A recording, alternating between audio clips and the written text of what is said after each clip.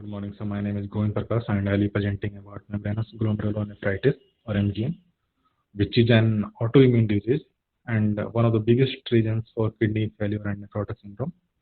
MGN is a condition when glomerular basement membrane (GBM), which lines glomeruli in kidney, becomes inflamed and damaged.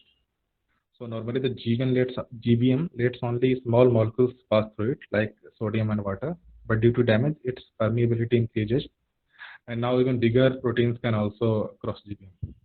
For example, albumin, the protein responsible for uh, retaining fluid in blood and also inhibiting lipid synthesis.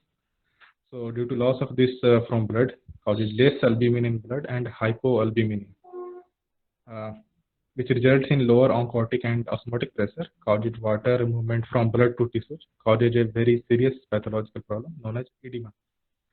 As I told you, it also inhibits lipid synthesis. So loss of it also results in high fat in blood or hyperlipidemia, or when lipid goes in urine, it's called lipiduria.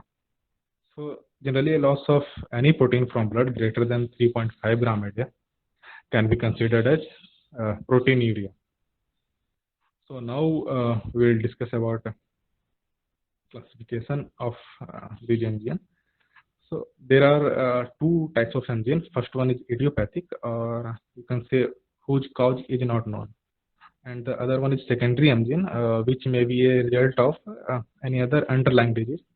So firstly, we'll talk about idiopathic MGN, which covers approximately 75 to 80% of all MGN cases. In this MGN, self antibodies are generated against it on antigen PLA2R or phospholipase A2 receptor, which is a protein found on food processes of podocytes. Podocytes are cells that covers glomerular capillary and work as another layer of filtration, which filters proteins based on their size and form. So PLA2R covers approximately 80% of the cases of idiopathic MGN. In less than 5% of cases only, antibodies can be found against another self-antigen, THSD7A, another podocyte processes protein. So now we'll talk about secondary antigen. Here antigens are not self. They might be from different pathogens like hepatitis B, C, or syphilis, or it may come from any drugs or any tumor. Antigens from these are carried out here via bloodstream as immune complexes, which then dissociates and again reassociates in subepithelial spaces. Antigens can also come from food sources as cow milk and wheat, which contains bovine serum albumin, a positively charged substance which can easily cross negatively charged GBM and stuck there. And antibodies created against that can also cause a secondary MGN. So be it idiopathic or secondary MGN, in both cases immune complexes are deposited under subepithelial spaces, which leads to creation of membrane attack complex (MSC) that result in damaged podocytes and mesangial cells. Also, the recruitment of inflammatory cells causes protease, ROS, and cytokine release, which further damages podocytes. So for diagnosis, we can do immunofluorescence microscopy, as we can see here in the picture, which immune deposits are looking like granules on GBM, a characteristic of MGN. For immunofluorescence microscopy, we can generate antibodies. We can generate antibodies against IgG, or more specifically IgG4 or PLA2R. Both will give same results. You can also do ILSA test, though not preferable here. Still you can do it, or just do the light microscopy visualization. But it's very difficult to visualize thickened GBM in initial stages in via light microscopy. So here you can see if a patient is found PLA2R positive, it's a 98% chance him to be MGN positive too.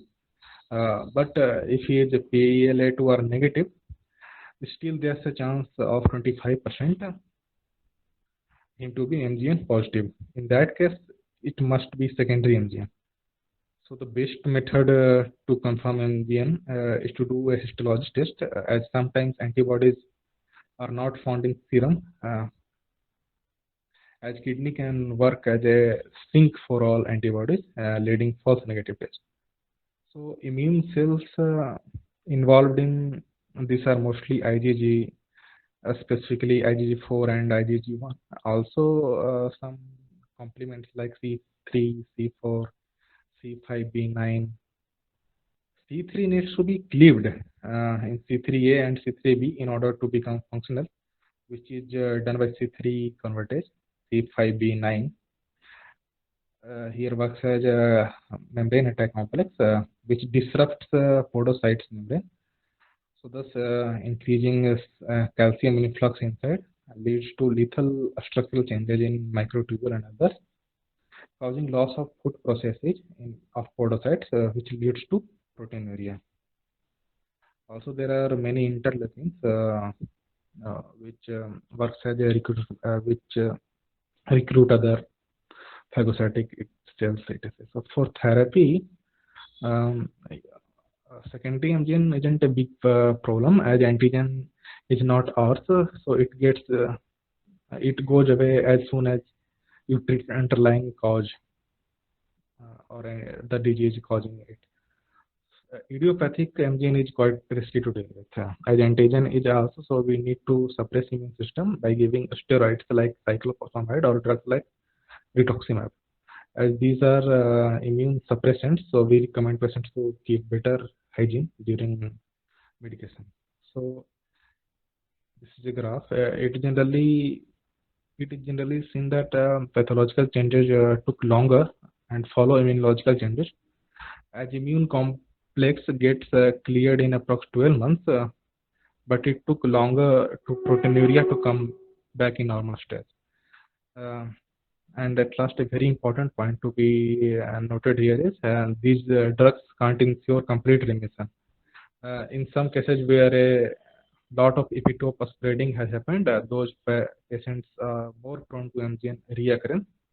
Epitope spreading is a phenomenon in which due to more and more epitope regions of antigens get revealed due to destruction of cells by immune system, which were earlier hidden before getting destroyed.